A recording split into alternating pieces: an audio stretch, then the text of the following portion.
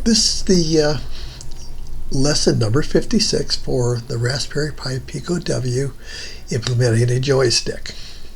I imported time, machine, and pin, and I2C for the display.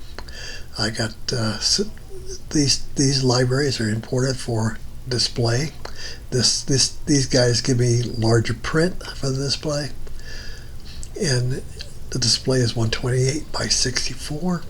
I set up an object OLED with this stuff here. I set on 14 and 15 and channel 1. Now go down here, define the X and the Y pins. The X pin is 27, the Y pin was 26.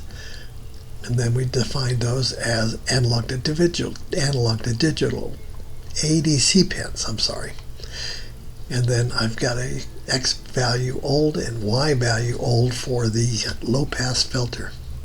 Now if you come down in here, this is what Paul did. He changed the direction of the X so that when you go left it goes down, and when you go right it goes up, which just makes it feel better.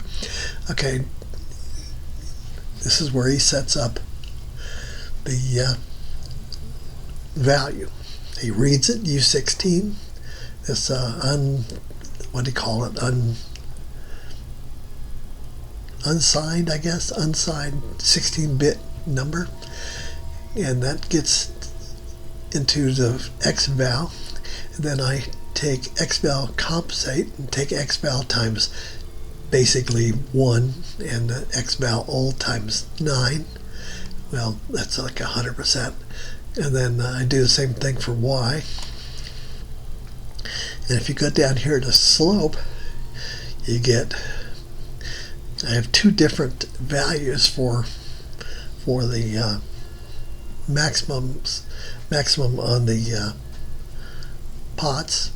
It's this one here, its half is 32,600, and this one, its half is 32,767. This one's actually 65,535. This one's a little less. If you go down here, you can look at, I do an integer, and then I do a calculation.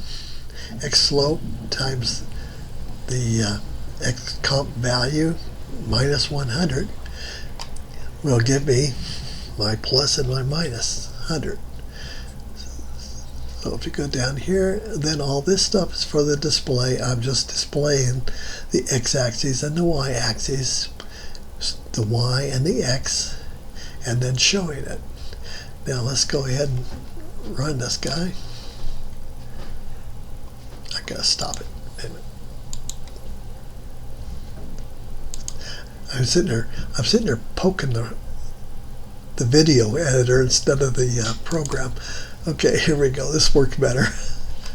Now, if you look here, you can see that if I go to the right, I got 100x and minus 100 on the x. Now, if I go down, I got minus 99 and plus 100. And if I go all the way this way, I get minus x-axis minus 100 and y-axis 100. If I go all the way down to this corner, I get plus 99 on x-axis and minus 99 on y-axis.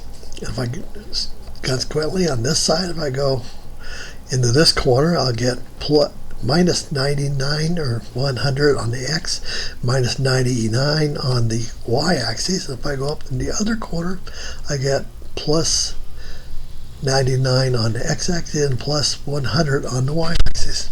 So there you go, and that's how I did it. And thanks for doing these videos, Paul. Appreciate it.